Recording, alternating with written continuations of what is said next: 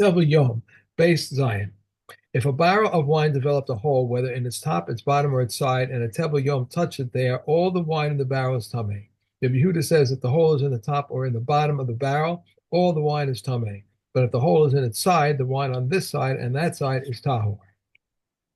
If one is pouring liquid from one vessel to another, and a Tevul Yom touches the stream, if there is sufficient volume of tahor liquid in the receiving vessel, the tamei liquid is nullified in a mixture of 101. Concerning a bubble in the wall of a barrel that was punctured, both on the inside and the outside, whether at the top or the bottom. If the holes are opposite each other, it became tamei if touched by an avatuma, and it is tamei if it is under the same roof as a corpse. If the inside hole is at the bottom and the outside hole is at the top, it becomes tamei if touched by an avatuma, and if it's tamei if it's under the same roof as a corpse. If the inside hole is at the top and the outside hole is at the bottom, it remains tahor if touched by an avatuma, but it is tamei if it is under the same roof as a corpse. Okay. All right. We can do one more. All I thought I did. I thought I did. All right. Is that All a- yad foods that are considered connected in the case of an avatuma are considered connected in the case of a tevel yom. Regarding a piece of food that's separated into two parts but is still partially attached, Rameya says if he grabs and lifts the larger part and the smaller part comes up with it, then it is as one with it. Rabbi Yehuda says if he grabs and lifts the smaller part and the larger one comes up with it, then it is as one with it. And Nechemiah says he grabs it by the tahor part, but the sages say he grabs it by the tamei part. And regarding all other foods which is ordinarily grasped by the leaf, is grasped by the leaf, and that which is ordinarily grasped by the stalk is grasped by the stalk. Okay. Okay. Mishna Beis, Yarak Shal Truma Ubeitza Trufa Nasuna Al Gabav. So you've got truma vegetables and a beaten egg is on top of the vegetables. Okay, and Naga Tevul Yom Bebeitza. So your Tevul Yom touched the egg. Now remember the Tevul Yom has only got the ability to affect truma and kodshim, not Right. chulin. Okay, so the egg itself, of course, is not going to be affected because it's chulin. But lo pasal ela hakelach shekenegdo. But because it's right on top of the vegetables, it is a connector only if there's like a leaf of truma that is directly below it. So whatever is right below the part where the Tevul Yom touched, that one becomes puzzle. Nothing else, just the one below it. Okay.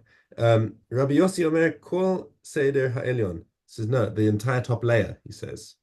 Okay, and the halacha does not follow him. The im haisa kamin kova ena chibur, which means if the egg was cooked, then now once the egg is cooked, it becomes solid, and it's no Right. longer so then it's no longer a connector. And even if he touches it right next to a piece of truma, but doesn't actually touch the truma, it does not function as a connector. Okay. Mishnah Gimel, Chut shel beitza shekarim al defanos shel lefas. So, a piece of a little strip of egg that fell onto the edge of a pot. Um, Right. it says shekaram that it just solidified. I don't think we're talking about it that it's cooked, but it's just it's stuck in and maybe it's sort of congealed. Egg sometimes goes kind of hard. Right. The nagabo tvil yom, and again the tvil yom touched that bit of egg that's inside the pot, and it's connecting to the rest of the truma dish that's inside the pot. Okay, if the tvil yom touches that little tail of egg inside the pot from the lip and inwards, chibur. That's now a connection again. In the same way as in the previous Mishnah, there was a connection to the vegetables. Yeah, this is inside the pot, and he touches the egg. It's a connection to whatever it's touching inside the pot. Okay. Mina safa v'lachutz. However, if it's outside the lip of the pot, this little strip of egg, that's no longer considered a chibur to the food that's in the pot. Rabbi Yossi Omer, chut v'chol sheniklaf imo. He says it's not about the lip of the pot.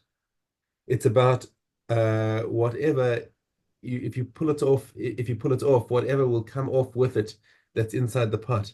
And that's both the kula and the chumrah. So it could be that it's outside the pot, but it still comes out with stuff inside the pot. Or it could be that it's inside the pot and it just peels off by itself without taking anything from inside the pot.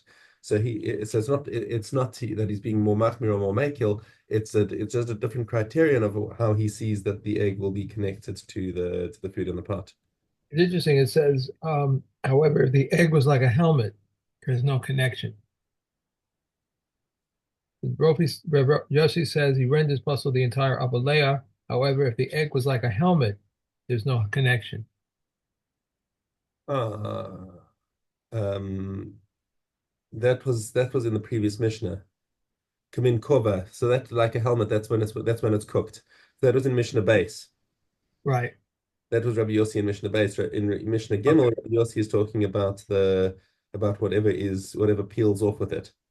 Both of it. Okay. And All right. it wasn't even, and that wasn't Rabbi Yossi. That was a consensus position, I believe. Imaisa Kamin kova. So this says Rabbi Yossi. Hmm. Rabbi Yossi renders the entire upper layer. However, if the egg was like a helmet, there is no So connection. right, that from that, however, I think that's a consensus position. Uh-huh. Okay. All right. Yeah. Okay. Similarly, so back to the end of Mishnah Gimel. V'chein b'kitnios shekarmu al sfasa shel kedera. Same thing is true of let's say beans, any legumes that solidified on the edge of the pot. So take out the egg and replace it with solidified legumes like whatever porridge, and if that is so that could also be a connector to what's in the pot if a Tevul Yom touches it, and it'll be the same positions of the Tanakama versus Rabbi Yossi about inside the lip, outside the lip versus whatever peels off with it, whatever doesn't peel off with it. Okay, Mishnah Daled. Isa shenidma'a or shenischamtza besor shel truma. So you've got a dough. It was a dough of chulin, which had a little bit of truma dough put into it. Either that it was less than that was other just some other truma dough got mixed in less than 1 in 100, or any amount of truma starter. Because if the starter is truma, it doesn't matter how much is in there. That's going to make it into a demai. Not demai. Meduma. Meduma being a mixture of chulin and truma. Remember, you need 101 to be mevatel truma in chulin. Okay, so now we're talking about less than 101. Mhm. And which means that a non-Kohen is not allowed to eat this mixture. Okay, but now here's an important point. Minatora, the truma mixture is actually batal in a majority. Chachamim came and made the measurement of 101. Mhm. Okay, in order, okay, to keep us away from Avera. Okay, but that's a din derabanan. The ikar halacha minatora is in a majority. Okay, so now that's important to bear in mind when we see the halacha in this Mishnah. Okay, so you've got this meduma mixture of dough. Einan ifseles b'tful yom. Now the tful yom comes and touches this dough. He does not puzzle it, even though it's also for zarim to eat it. And you think, okay, so then it's basically like truma, right? And if the tful yom touches it, it should become puzzle. No, because it's majority chulin. We're not going to be machmir on the Tevul Yom over here because he's really just touching chulin over here. Rabbi Yossi and Rabbi Shimon posted. However, they disagree. Rabbi Yossi and Rabbi Shimon say that we do treat this as if it's truma, and therefore it is possible even for a kohen to eat now. Um, now, Isa shehuch sharab mashke v'niloshe b'mei peros. So basically, first of all, you have flour. Plain flour that's just been ground is not susceptible to tuma because it's never been wet. But if it's been wet by water, so now it has become mukhshar for tuma. So it's possible for it to become tame, but they decided they were going to make mazonis bread with this anyway. So they mixed it up with fruit juice. Okay.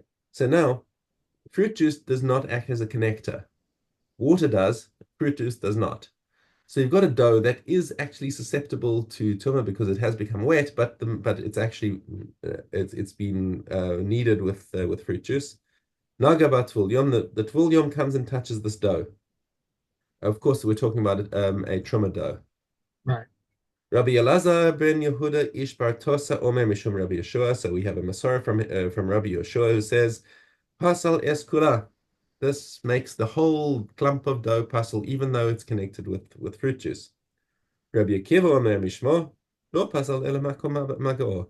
So Rabbi Akiva comes and says, no, that's not what Rabbi Yeshua said. Rabbi Yeshua said the only place that's pasal is exactly where he touched, because the fruit juice does not act as a connector. So when we have a machlokis in Masorah between Rabbi Elazar ben Yehuda Ish Bar Tosa and Rabbi Akiva, who are we going to paskan like?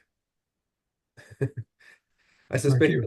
Well, it actually doesn't say in my Mishnah, but I would assume that Rabbi Akiva is the ranking Tana over here. The halakha is in accordance with the review of Rabbi Akiva. Yeah. Okay. Good. That was my guess, and I'm glad that ArtScroll confirms it. Okay. Zavim. So here, I'm sorry, I put this in the wrong place. Okay. Okay, we're in Hey Gimel. Right. Okay. Hey, Gimel. Because they said anything that carries or is carried upon a contaminated couch is tahor except for a person. Anyone who carries or is carried upon an animal carcass is tahor except for one who mourns it. Rabbi Eliezer says, providing that he carries it.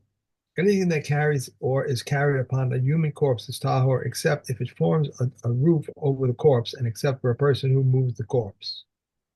If part of the Tame person was resting on the Tahoe person, and if part of the Tahoe person was resting on the Tame person, or if the connected outgrowths of the Tame person were resting on the Tahoe person, or if the connected outgrowths of the Tahoe person were resting on the Tame person, in all of these cases, the Tahoe person is rendered Tame.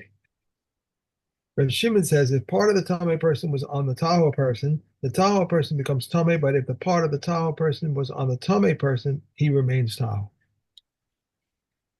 If a Tame person was resting on part of a Tahor couch, or if a Tahor person was resting on part of a contaminated couch, the Tahor couch or person is rendered Tame.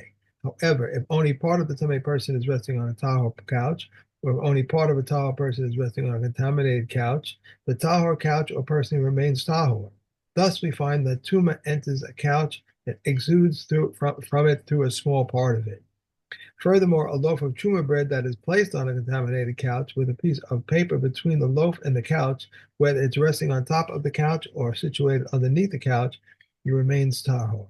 Similarly, in a situation involving an afflicted stone, the loaf would remain tahor, but Reb Shimon rules the loaf tame in that case.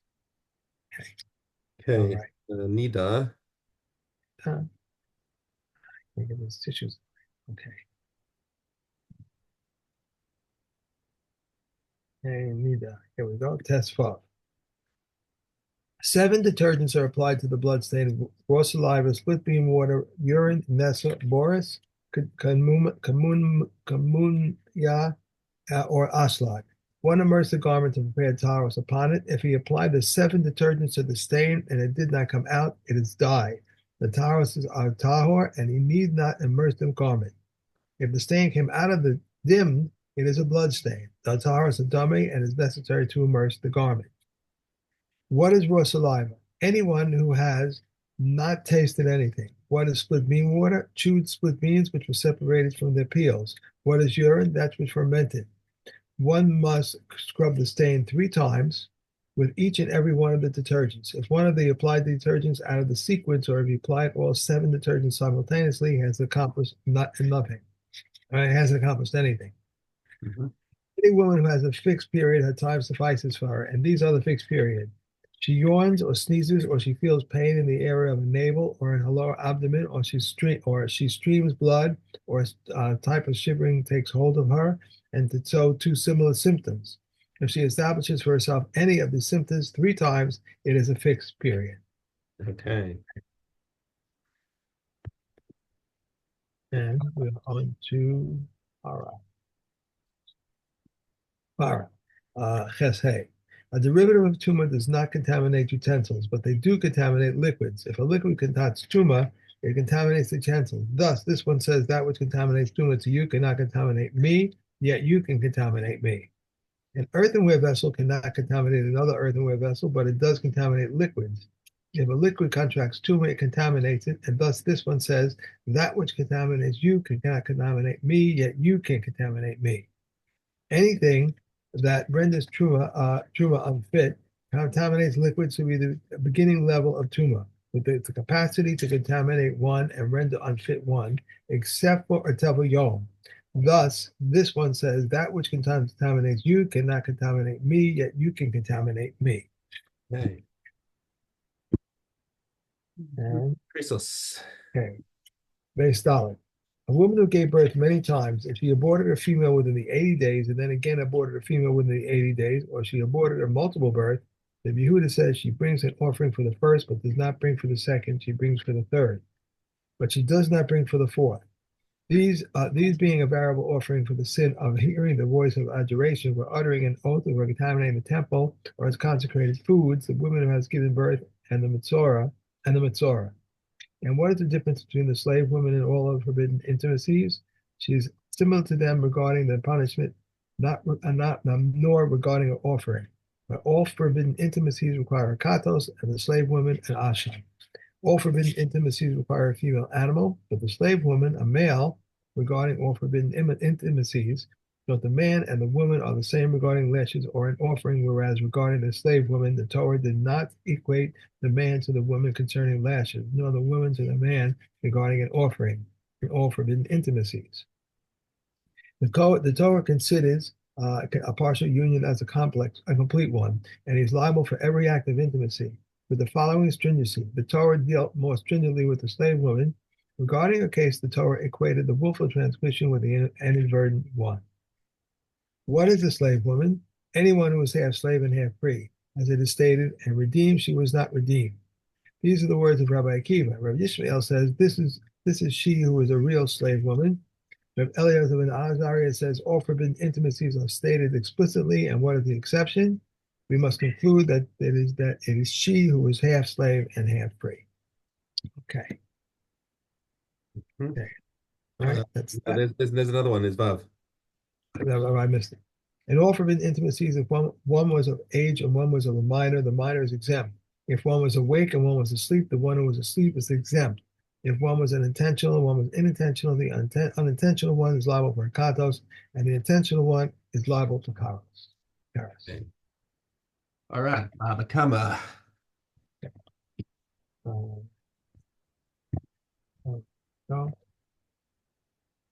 Okay. Babakama. Daled Bob. If a bull was rubbing itself against the wall and it fell upon a man, or if it aimed to kill a beast and it killed a man, a Gentile, and killed a Jew, or non-viable infants and killed a viable child, he is exempt. The bull of a woman, a bull of orphans, the bull of an administrator, the bull of a wilderness, a bull consecrated to the temple, a bull of a proselyte who died and left no heirs, they are liable to death. If Yehuda says a bull of the wilderness, a bull consecrated to the temple, and a bull of a proselyte who died are exempt from death since they have no owners. If a bull is condemned to be stoned and its owner consecrated it, it is not consecrated. If he slaughtered it, its flesh is prohibited. If I'm sorry? Not just cleared my Oh, throat. if before his sentence was passed, its owner consecrated it, it is consecrated. If he slaughtered it, its flesh is permissible. Okay. And last, we have Erevin. Yeah. Okay, Erevin. Zion. Brothers or partners who eat at their father's table, but who sleep in their own homes, need an erev for each one. Therefore, if one of them forges to contribute to the erev, he must nullify his rights. When is it so? When they bring the erev to another place, but the erev was brought to them, or there is no other residence in the courtyard, they need not contribute to the erev. 5 courtyards which open one into the other or into an alley. If they made an erev in the courtyards but did not make a shittuf in the valley, they are permitted in the courtyards but prohibited in the alley. If they did make a shittuf in the alley, they are permitted here and there. If they made an error for the courtyard and a shifter for the alley, but one of the residents of the courtyard forgot to contribute to the error, they're permitted here and there. If one of the residents of the valley did not participate in the shifter, they are permitted in the courtyards but prohibited in the alley, where an alley is to the courtyards as a courtyard is to the whole houses. Two courtyards are behind the other. If one inner made an error, but the outer did not, the inner is permitted while the outer is prohibited. The outer, but not the inner, both are prohibited. Each courtyard made its own error. That each is individually permitted. The Makiva prohibits the outer because the right of passage restricts it, but the Chachamim say the right of passage is not restricted. Okay. Okay. All And that's right. it. But All right. okay. All Have a right. wonderful day. Tomorrow. All right. Then have a great day. Enjoy. Get some rest. You're probably still very Uh, tired. also, just thinking tomorrow, um, Right.